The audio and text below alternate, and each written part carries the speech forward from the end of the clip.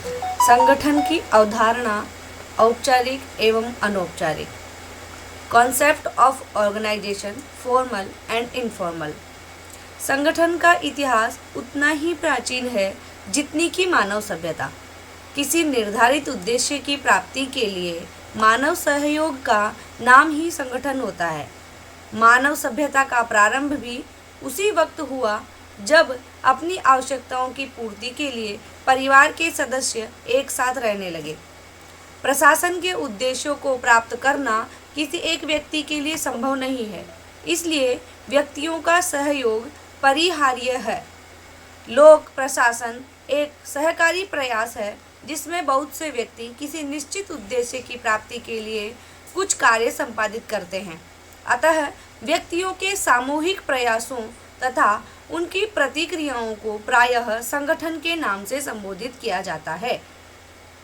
संगठन केवल सरकारी तंत्र में ही नहीं होता, वरन यह संपूर्ण मानव सभ्यता में व्याप्त होता है। वास्तव में किसी भी कार्य को सुचारू रूप से संपन्न करने के लिए संगठन का होना नितांत आवश्यक है। एकदम जरूरी चीज है संगठन। एक संगठन के अभाव में उस कार्य का सफल संचालन होना असंभव है। साइमन स्मिथवर्ग तथा थॉम्पसन के अनुसार समस्याएं संगठन का निर्माण करती है। प्रत्येक व्यक्ति किन्हीं ऐसे ध्येयों की पूर्ति करना चाहता है जिन्हें वह अकेला नहीं कर सकता और फलस्वरूप संगठन का उद्भव होता है। यानी कि सीधी सी बात है कि कोई भी काम करने के लिए अकेला, कोई बड़ा काम करना है तो अकेला व्यक्ति नहीं कर सकता है। उसके लिए उसको एक समूह की ज़रूरत होती है, एक संगठन की ज़रूरत होती है, कुछ मेंबर्स की ज़रूरत होती है। तो वो जो मेंबर्स का, लोगों का एक समूह होता है, वही संगठन होता है। इसलिए व्यक्ति को अपना काम करने के लिए एक संगठन की ज़रूरत होती है। ऐसे ही सरकार को भी एक संगठन की ज़रूरत होती है। वर्तमान शताब्दी के लिए संगठन शब्द अनेक संदर्भों में लोकप्रिय हो गया है। किसी उद्देश्य अथवा कार्य की सफलता एवं असफलता का पूरा श्रेय जिस प्रशासन को दिया जाता है, वस्तुतः वह संगठन ही है। हम भावना तो सही रखते हैं, लेकिन हमारा अभिप्राय जिस व्यवस्था से है वह प्रशासन न होकर संगठन है। इस प्रकार संगठन प्रशासन का मूल भाग है। यदि प्रशासन भ्रष्ट या विकारग्रस्त हो गया है तो उसका मूल कारण संगठनात्मक व्यवस्था में कहीं न कहीं दोष का होना है। यह सत्य है कि मूल रूप से प्रशासन हमारे उद्देश्य की पूर्ति का सूचक है, लेकिन उस उद्देश्य की प्राप्ति के लिए जिन साधनों और सिद्धांतों का सहारा लेते हैं वे पूर्ण रूप से संगठन पर आधारित होते हैं। इससे यह स्पष्ट हो जाता है कि प्रशासन और संगठन का घनिष्ठ संबंध है। संगठन एक प्राचीन प्रक्रिया है जिसके अभाव में मानव समाज की कल्पना करना कठिन है। आज प्रत्येक देश की सरकार जनहित के कार्यों के लिए अनेक प्रकार के संगठनों द्वारा विभागों का निर्माण करती है। इसलिए व्हाइट ने कहा है, हम संगठन मानव के युग में रह रहे हैं। यानी कि जो व्हाइट नाम के व्यक्ति है, उन्होंने कहा है कि हम सामूहिक रूप से मानव मनुष्यों के युग में रह रहे हैं। सरकार संगठन के माध्यम से अनेक व्यक्तियों के सहयोग से निर्धारित उद्देश्यों को पूरा करने का प्रयास करती है। अस्तु संगठन व्यक्ति के विभिन्न उद्देश्यों की पूर्ति के लिए बनाए जाते हैं। अब बात आती है कि संगठन का मूल अर्थ क्या है। Meaning of organisation. संगठन शब्द सम उपसर्ग गठन शब्द से मिलकर बना है। सम उपसर्ग का तात्पर्य होता है मिलजुल कर अच्छे ढंग से कार्य करना। इसमें 3 तत्व निहित होते हैं। अब वो 3 तत्व कौन कौन से हैं कि पहला है, यह कार्य निश्चित उद्देश्य की पूर्ति के लिए किया जाता है। दूसरा है, इसमें सहयोग की भावना होती है। तीसरा, यह अनेक व्यक्तियों द्वारा किया जाता है। यानी कि कोई भी ऑर्गेनाइजेशन जो होती है वो उनका कोई एक निश्चित मोटिव होता है, कोई निश्चित उनका काम होता है। उसकी उद्देश्य की पूर्ति करने के लिए पहली चीज़ है उस उद्देश्य की पूर्ति, दूसरी चीज़ है उसमें सहयोग की भावना, और तीसरी चीज़ है कि ये अनेक व्यक्तियों के द्वारा मिलकर के किया जाता है। गठन का अर्थ व्यवस्था से है। व्यवस्था का आशय विशेष रूप से व्यक्तियों तथा कार्यों की स्थिति है। इसमें व्यक्ति विशेष स्थिति में रहते हुए अपने लिए निर्धारित कार्य करते हैं, यानी जिसको जो काम दिया जाता है वो काम करता है।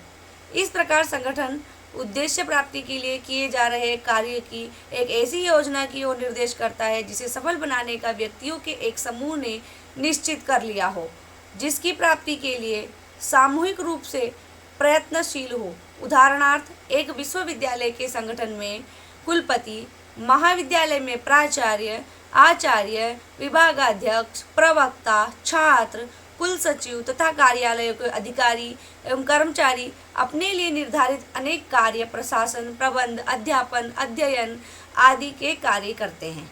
यानी कि ये एग्जाम्पल है, आप देख लीजिए एक कॉलेज में किस प्रकार से कितने लोग अपने अपने निश्चित किए गए कार्यों को करते हैं। इन सब का सामान्य लक्ष्य शिक्षा, अनुसंधान और उसका प्रसार करना होता है, जो एक निश्चित योजना के अनुसार परस्पर मिलकर संपन्न करते हैं। कंसाइज ऑयरफोर्ड डिक्शनरी के अनुसार टू ऑर्गेनाइज शब्द का अर्थ तैयार करना, चालू अवस्था में रखना है। अतः संगठन एक ऐसा ढांचा या संरचना है जिसमें अनेक व्यक्ति मिलकर सहयोग पूर्वक कार्य करते हैं। इन सब व्यक्तियों द्वारा किए जाने वाले कार्य पहले से निश्चित होते हैं। ये परस्पर एक दूसरे से संबंध और तालमेल रखते हुए कार्य करते हैं। यह कार्य जितनी अधिक योजनाबद्ध रीति से किया जाएगा, उतना ही अधिक अच्छा संगठन होगा। जितना अच्छा कार्य किया जाएगा, उतना ही अच्छा हमारा संगठन होगा। प्रबंधकीय दृष्टिकोण में संगठन के दो अर्थ लगाए जाते हैं। प्रबंधकीय में क्या अर्थ लगाए जाते हैं? पहला है संगठन एक प्रक्रिया के रूप में और दूसरा है संगठन एक ढांचे के रूप में। तो प्रक्रिया के रूप में यानी स्टेप बाय स्टेप जिसको जो काम दिया जाता है वो करना, और एक ढांचे के मतलब एक स्ट्रक्चर है उसका कि पहले कुलपति है, कुल सचिव है या स्टूडेंट्स है, टीचर्स है, एक ढांचा बना हुआ होता है। तो एक प्रक्रिया के रूप में भी माना जाता है और एक ढांचे के रूप में भी माना जाता है। संगठन प्रबंध की एक ऐसी प्रक्रिया है जो सामूहिक उद्देश्यों की प्राप्ति के लिए भिन्न भिन्न प्रतिभाओं व योग्यताओं के धनी व्यक्तियों को आपस में मिलाती है और उन्हें सुनिश्चित संबंधों, समन्वय तथा संचार के द्वारा एक संगठन में बांधती है। अब मान लीजिए एक कॉलेज है, तो कॉलेज में अलग अलग सब्जेक्ट को पढ़ाने के लिए अलग अलग व्यक्तियों की ज़रूरत होती है और अलग अलग व्यक्ति अपना जो सब्जेक्ट होगा उसमें अच्छा ही होगा वो, तो जब भी वो वहाँ पर आया है तो अलग अलग व्यक्तियों को, अलग अलग नॉलेज वाले लोगों को वहाँ पर संगठन में जोड़ा जाता है। प्रक्रिया के रूप में संगठन एक गतिशील तत्व है क्योंकि इसमें कार्यों का निर्धारण तथा वर्गीकरण, अधिकारों व दायित्वों का बंटवारा तथा पारस्परिक संबंधों का निर्धारण संगठन के आंतरिक एवं बाहरी वातावरण तथा संगठनकर्ताओं के अनुभव और ज्ञान के अनुसार निरंतर बदलता रहता है। संगठन के ढांचे के रूप में संगठन मूलतः ऐसे व्यक्ति का समूह है जो औपचारिक संबंधों द्वारा संस्था के उद्देश्यों की प्राप्ति हेतु साथ मिलकर प्रयत्न करते हैं। संगठन के ढांचे को परिभाषित करने से एक ओर इसमें समन्वय और संतुलन बनाया जा सकता है, दूसरी ओर इसमें सम्मिलित विभिन्न व्यक्तियों के व्यवहार की पूर्वानुसेयता यानी कि उनके बिहेवियर को बढ़ाया जा सकता है। साथ ही इसके फलस्वरूप संगठन के संलग्न विभिन्न व्यक्तियों के कार्यों पर प्रभावशाली नियंत्रण भी रखा जा सकता है, क्योंकि किसी भी व्यक्ति की लापरवाही अलग से जानी जा सकती है। अब हम जान गए हैं कि संगठन क्या चीज़ है। सम उपसर्ग है और गठन शब्द है, तो इससे मिलकर बना है संगठन। अब संगठन की अलग अलग विद्वानों ने क्या परिभाषाएं दी है कि कौन कौन से विद्वानों ने क्या क्या संगठन के बारे में कहा है। तो डेफिनेशंस ऑफ ऑर्गेनाइजेशन, संगठन के उपयुक्त आवश्यक स्वरूप को ध्यान में रखकर विभिन्न विद्वानों ने अपनी परिभाषा निम्न प्रकार से की है। जैसे कि पहले विद्वान हैं जेडी मूने। जेडी मूने के मतानुसार सामान्य उद्देश्य की प्राप्ति के लिए बनाया गया प्रत्येक मानवीय संघ संगठन कहलाता है। फिर है प्रोफेसर एल.डी. व्हाइट। तो प्रोफेसर एल.डी. व्हाइट के अनुसार क्या है? निश्चित लक्ष्य की प्राप्ति को सरल बनाने के लिए कार्यों एवं उत्तरदायित्वों का विभाजन ही संगठन है। जॉन एम गॉस के अनुसार संगठन का अर्थ कर्मचारियों की ऐसी व्यवस्था करना है जिसमें कार्यों और उत्तरदायित्वों के उचित विभाजन द्वारा निर्धारित उद्देश्यों को सरलता से पूरा किया जा सके। साइमन के अनुसार क्या कहा जा रहा है कि संगठन का तात्पर्य एक ऐसे योजनाबद्ध तथा सामूहिक प्रयत्न से है जिसमें प्रत्येक व्यक्ति का एक निश्चित कार्यक्रम होता है और जिसे वह कर्तव्य की भावना से करता है। अब अगले विद्वान है एम मार्क ने कहा है कि संगठन के संरचनात्मक पहलू पर अधिक बल देते हुए कहा है, संगठन का अभिप्राय एक ऐसे ढांचे से है जिसका विकास सरकार ने मुख्य निष्पादक और उसके प्रशासकीय सहायकों द्वारा निश्चित लक्ष्यों को प्राप्त करने के लिए किया जाता है। संगठन की अवधारणा औपचारिक एवं अनौपचारिक, कि संगठन की जो अवधारणा है वो औपचारिक किस प्रकार से है और अनौपचारिक किस प्रकार से है। तो उसमें कुछ विद्वानों के अलग अलग मत हैं। उनमें से एक विद्वान है मिलवार्ड ने संगठन के मानवीय पक्ष पर बल देते हुए कहा है, कोई संगठन अपने आप में कुछ भी नहीं करता है, संगठन का निर्माण करने वाले व्यक्ति ही उसका वास्तविक कार्य करते हैं। उर्विक के अब एक विद्वान है उर्विक के अनुसार संगठन का अर्थ उन क्रियाओं का निर्धारण करना है जो किसी उद्देश्य की पूर्ति के लिए आवश्यक हों और उन्हें ऐसे वर्गों में क्रमबद्ध किया जाए जो विभिन्न व्यक्तियों के सौंपे जा सके, यानी अलग अलग लोगों को वो काम बांटा जा सके, दिया जा सके। ग्लैडन के अनुसार संगठन किसी उद्यम में लगे हुए मनुष्यों के बीच संबंधों का ऐसा स्वरूप है जो उद्यम के कार्यों को कर सके। संगठन की उपयुक्त परिभाषाओं के विश्लेषण से स्पष्ट होता है कि विद्वानों में संगठन के अर्थ में के संबंध में मतैक्य नहीं है। फिर भी संगठन के दो तत्वों को अधिकतर विद्वानों ने अपनी अपनी परिभाषाओं में सम्मिलित किया है। और संगठन के तत्व, अब वो संगठन के दो तत्व कौन कौन से हैं?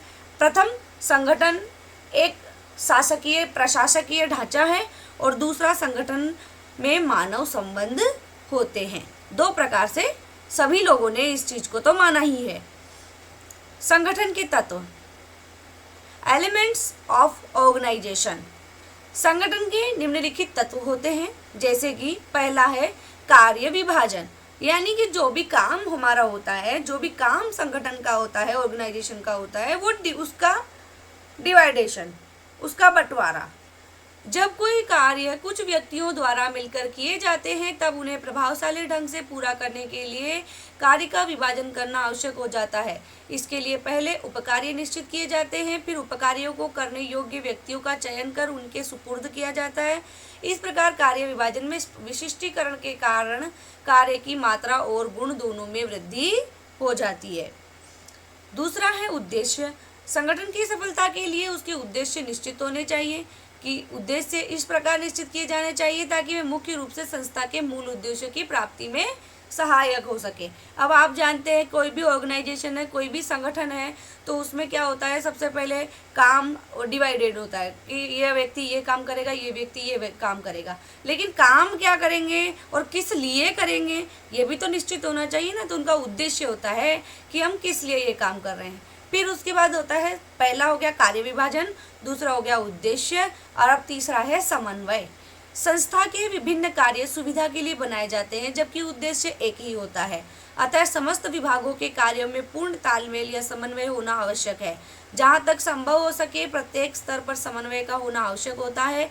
जैसे एक कर्मचारी और उसका कार्य, एक कर्मचारी और दूसरे कर्मचारियों के कार्य तथा एक विभाग एवं दूसरे विभाग के कार्यों में समन्वय आवश्यक है। यानी कि जो लोग काम कर रहे हैं संस्था के लिए, संगठन के लिए, ऑर्गेनाइजेशन के लिए, उन लोगों के बीच में तालमेल होना, समन्वय होना जरूरी है। उसके बाद है चौथा पॉइंट है संचार। संगठन में अनेक कर्मचारी काम करते हैं और इन कर्मचारियों से कार्य करवाने के लिए उन्हें समय समय पर आवश्यक आदेश व निर्देश भी देने पड़ते हैं और उनके कार्य पर नियंत्रण भी रखना पड़ता है।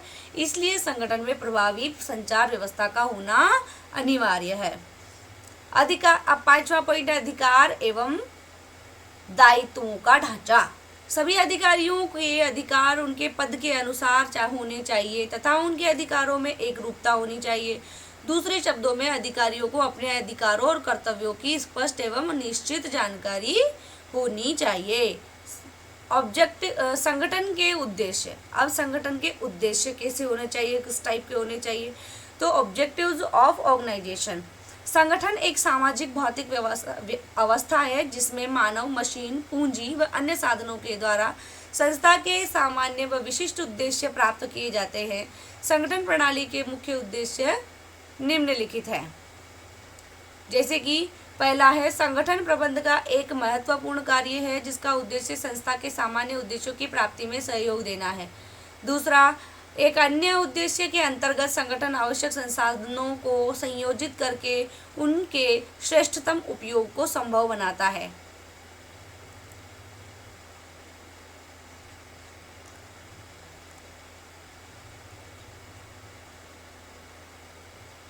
अब आता है लोक प्रशासन।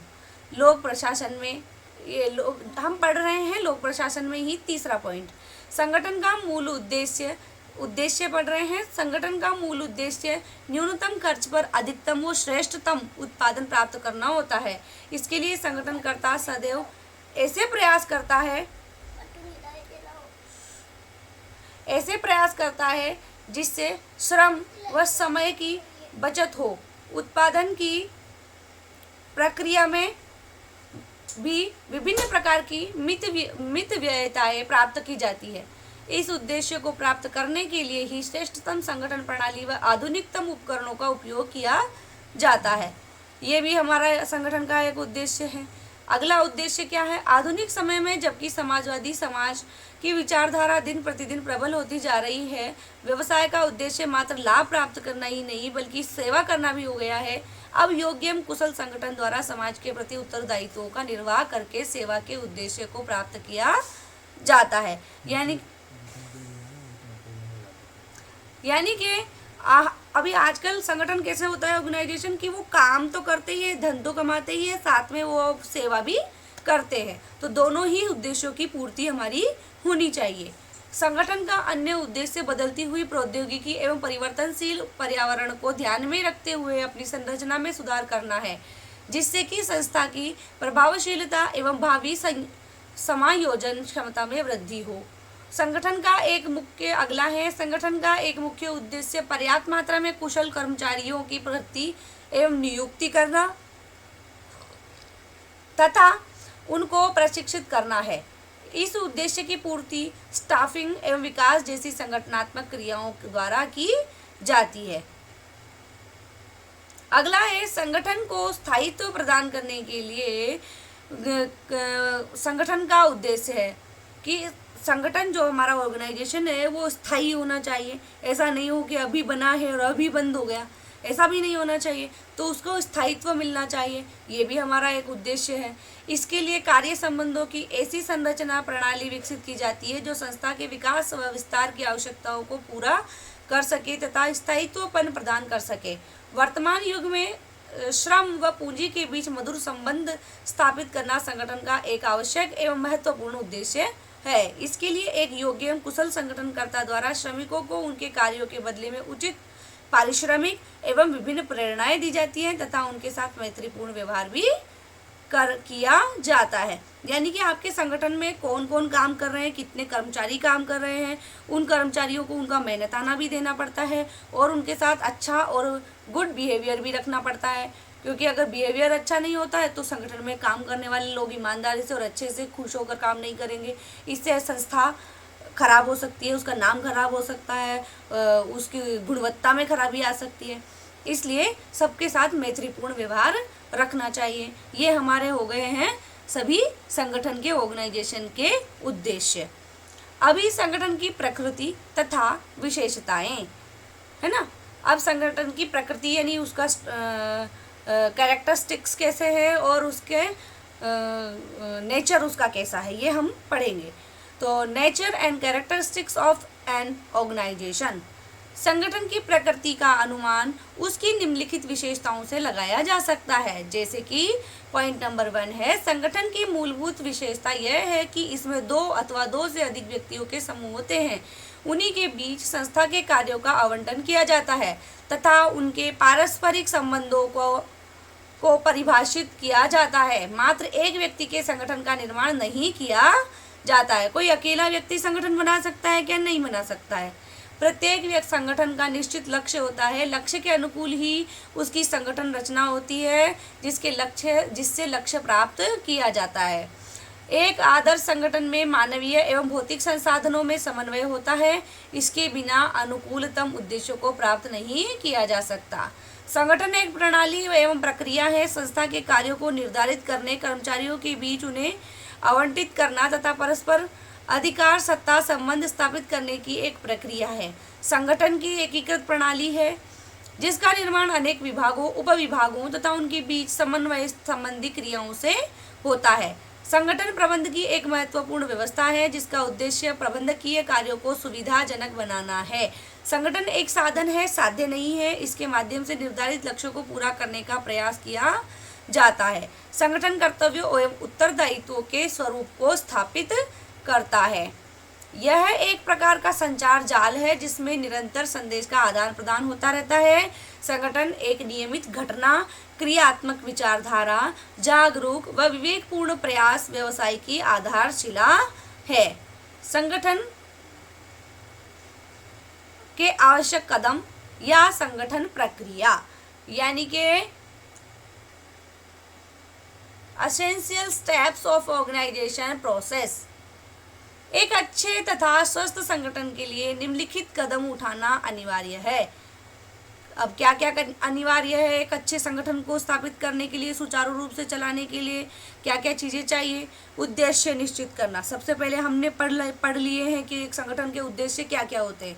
तो सबसे पहली चीज़ है कि हमें पहले अपना मोटिव डिसाइड करना पड़ेगा, उद्देश्य डिसाइड करना पड़ेगा कि हमारी संस्था का, हमारे संगठन का उद्देश्य क्या है।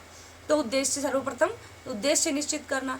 सर्वप्रथम किसी भी संस्था के उद्देश्य तय किए जाने चाहिए। ये उद्देश्य तर्कसंगत एवं न्यायपूर्ण होने चाहिए तथा साथ साथ इस बात का भी ध्यान रखना चाहिए कि उन उद्देश्यों को सरलता से प्राप्त किया जा सके। अब संगठन मान लीजिए है और ऐसे उद्देश्य रख लिए कि जो पॉसिबल ही नहीं है अचीव करना, तो वो भी ठीक बात नहीं है। उद्देश्य ऐसे होने चाहिए जो आपकी समय सीमा के अंदर उसकी प्राप्ति की जा सके। आवश्यक क्रियाएं तय करना। किसी संस्था के उद्देश्य तय करने के बाद सबसे आवश्यक कार्य उन उद्देश्यों को प्राप्त करने के लिए की जाने वाली क्रियाओं के निर्धारण का है। प्रत्येक कार्य के उद्देश्य, आकार, प्रकृति और उत्तरदायित्व के आधार पर उपविभाजन कर उनके विभिन्न वर्ग बनाए जाने चाहिए।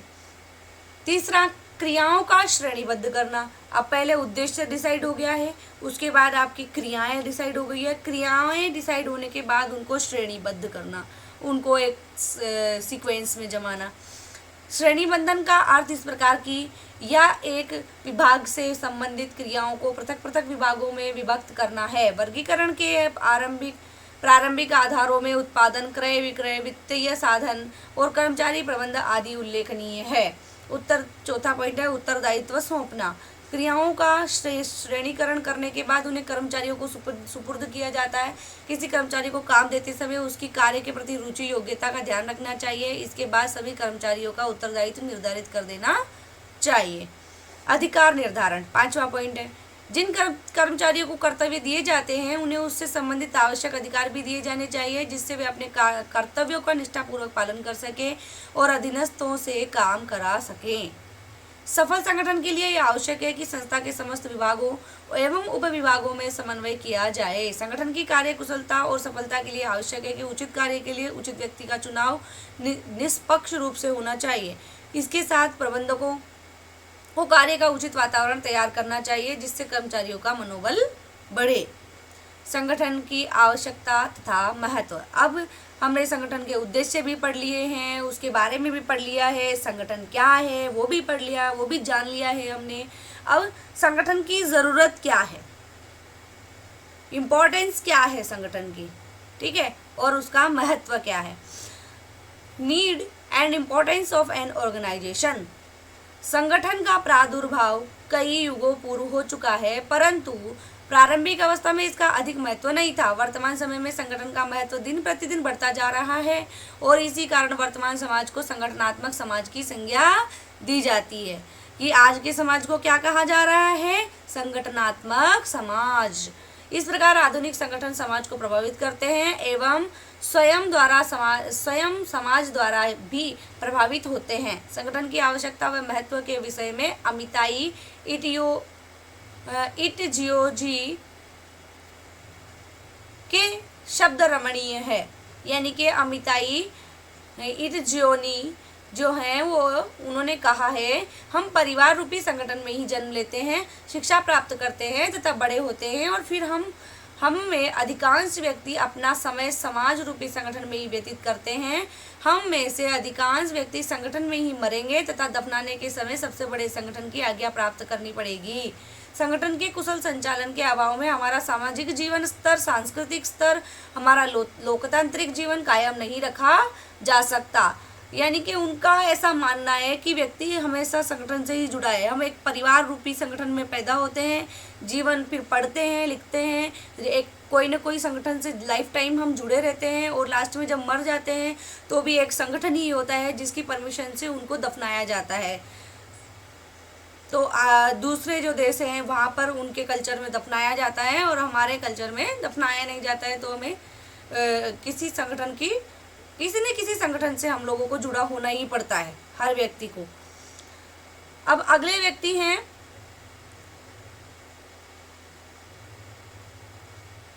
संगठन के कुशल संचालन के अभाव में हमारा सामाजिक जीवन स्तर, सांस्कृतिक स्तर और लोकतांत्रिक जीवन कायम नहीं रखा जा सकता है। यूनाइटेड स्टील कॉरपोरेशन के विक्रय के समय 1901 में अमेरिका के विख्यात उद्योगपति एंड्रयू कार्नेगी के ये शब्द भी संगठन के महत्व पर प्रकाश डालते हैं। हमारा सारा धन, हमारे महान कार्य एवं कारखाने सब कुछ ले जाओ, लेकिन हमारा संगठन हमारे पास रहने दो और मैं कुछ ही वर्षों में पुनः अपने आप को स्थापित कर लूँगा। इससे संगठन का महत्व स्पष्ट होता है। उन्होंने साफ बोला कि आप पैसा ले जाइए, धन ले जाइए, लेकिन मेरा संगठन मेरे पास रहना चाहिए, यानी कि मेरी टीम मेरे पास होनी चाहिए, तो मैं अपने आप को फिर से साबित कर सकता हूँ।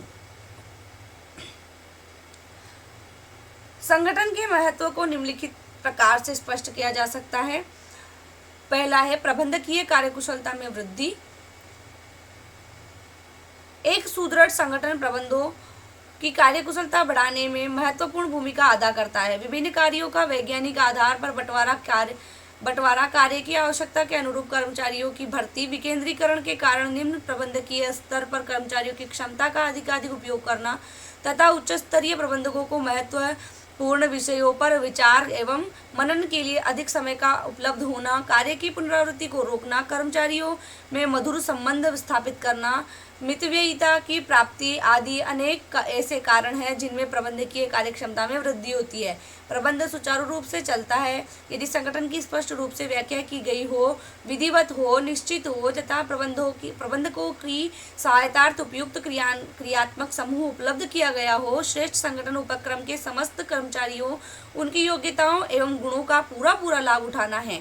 साथ ही साथ निम्न प्रबंध स्तर के लोगों के कार्य का विभाजन करके उच्च प्रबंध की अपेक्षाकृत अधिक महत्वपूर्ण कार्य करने का सुअवसर प्रदान करता है। कार्यों को व्यवस्थित करना, टू ब्रिंग इन ऑर्डर। व्यक्तियों का समूह छोटा ही क्यों न हो, उसके कार्यों को व्यवस्थित करने के लिए एक संगठन की आवश्यकता होती है। संगठन उपक्रम में प्रत्येक व्यक्ति का कार्य तथा स्थान निर्धारित करता है, जिसमें बड़े बड़े उपक्रमों में हजारों कर्मचारियों के कार्यरत होते हुए भी समस्त काम व्यवस्थित ढंग से चलता रहता है। व्यवस्था का ही दूसरा नाम संगठन है। संगठन का अभाव अव्यवस्था को जन्म देता है। तीसरा पॉइंट है विशिष्टीकरण यानी स्पेशलाइजेशन। संगठन एक माध्यम है जिसके माध्यम से विशिष्टीकरण संभव होता है। इसके अंतर्गत विभिन्न व्यक्तियों के कार्य का विभाजन उनकी योग्यता अनुसार हो जाता है। एक ही कार्य करते करते वे उसके विशेषज्ञ बन जाते हैं। इसके परिणाम स्वरूप उनके प्रयत्नों का अधिकतम लाभ उठाया जा सकता है।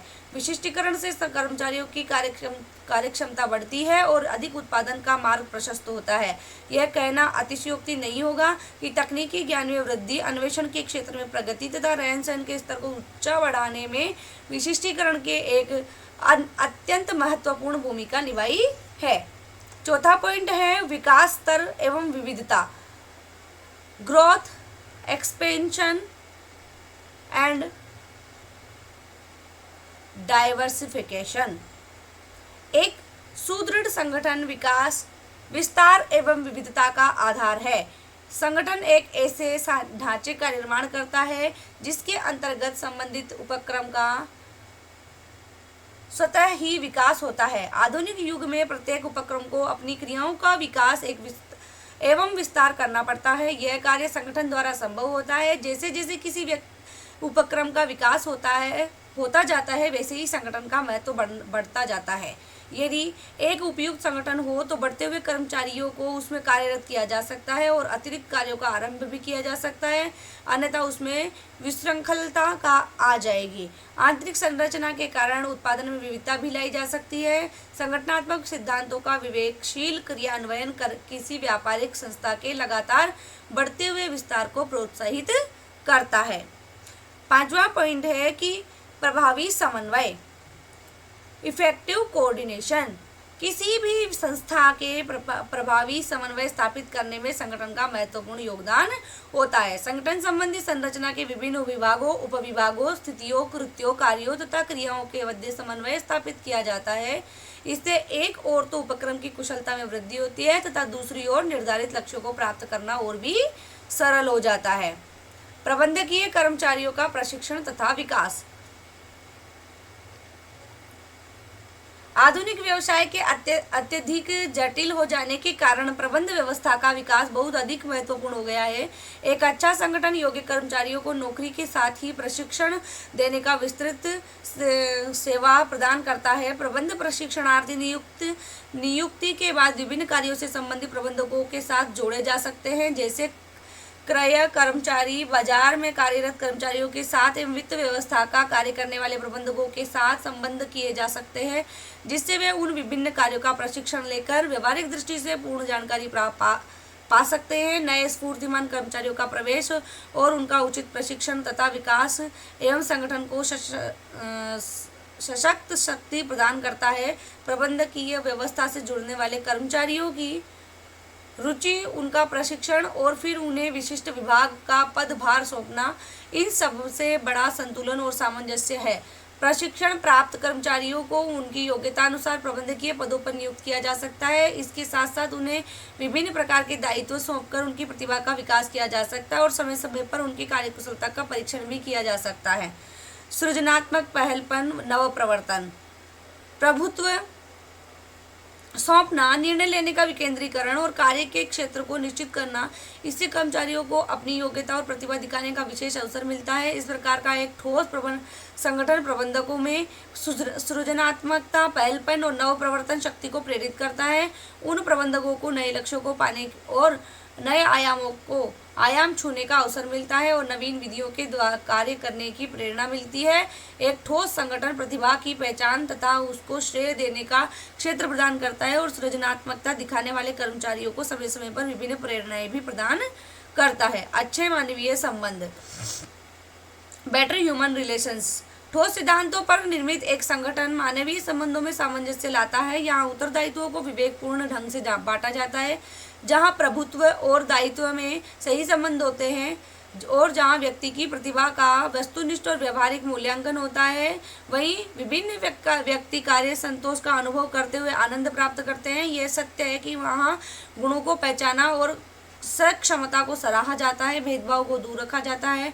तब किसी के मन में न ईर्ष्या होती है, क्योंकि सभी को अपनी प्रतिभा और क्षमता के अनुसार श्रेय मिलता रहता है। अब जो भी कोई व्यक्ति काम करता है और उसको बराबर उसका श्रेय मिलता है कि हाँ ये काम तुमने किया है, बहुत अच्छा किया है उसको, तो वो व्यक्ति खुश होता है और आगे से और अच्छे से काम करता है।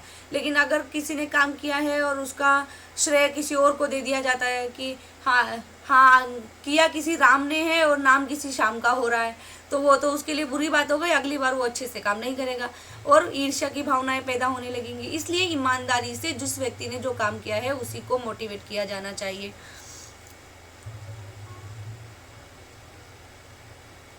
अब है बुरे संगठन के दोष, defects and bad organisation. Peter Drucker के अनुसार कमजोर संगठन संरचना के अंतर्गत उत्तम निष्पादन की आशा रखना व्यर्थ है। चाहे प्रबंधक व्यक्तिगत रूप से कितने ही उत्तम क्यों न हो, एक बुरे संगठन में या कमजोर संगठन में निम्नलिखित दोष पाए जाते हैं। अब क्या क्या दोष हैं? उपक्रम में अव्यवस्था एवं असंतुलन पाया जाना, अधिकार तथा उत्तरदायित्व में सापेक्षिक समानता का अभाव, समन्वय का अभाव, अधिकार अंतरण का अभाव, औपचारिकता का बोलबाला तथा लाल फीताशाही को बढ़ावा, केंद्रीकरण की प्रवृत्ति को बढ़ावा, कर्मचारियों को पारस्परिक संबंधों को पूर्णतया परिभाषित न करना, सरल संगठन तालिका के स्थान पर जटिल संगठन तालिका का बनाया जाना, निर्णय लेने की आवश्यकता के अधिक समय लगाना तथा निर्णयों के स्तर में गिरावट होना, अनेक क्रियाओं की पुनरावृत्ति एवं एक ही क्रिया में उपक्रम के अनेक कर्मचारियों तथा प्रबंधकों का प्रयत्नशील रहना, प्रतिभा में के विकास में रुकावट होना, उच्च प्रबंधकों का नैतिक कार्यों में व्यस्त रहना, लक्ष्यों की प्राप्ति में अधिक समय लगाना और असमर्थता का अनुभव करना, ये सारे बुरे ऑर्गेनाइजेशन के लक्षण है। संगठन के प्रति दृष्टिकोण, अप्रोच टुवर्ड्स ऑर्गेनाइजेशन। संगठन के संबंध में विशेषज्ञों में दो प्रकार के दृष्टिकोण प्रचलित है। पहला दृष्टिकोण इसके यांत्रिक पक्ष पर और दूसरा इसके मानवीय पक्ष पर अधिक ध्यान देता है। एक पक्ष जो है वो यांत्रिक स्तर पर ध्यान देता है, दूसरा पक्ष जो है वो मानवीय पक्ष है।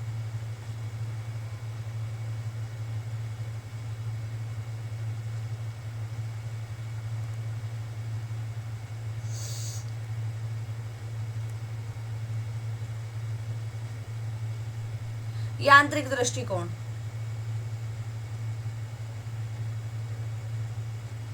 यांत्रिक दृष्टिकोण जो प्राचीन तथा परंपरागत है, संरचनात्मक कार्यात्मक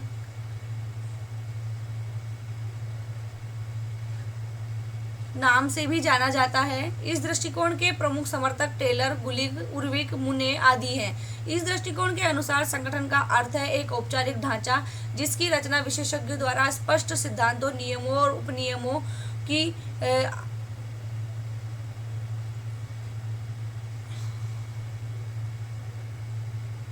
आगे का हम बाद में पढ़ेंगे।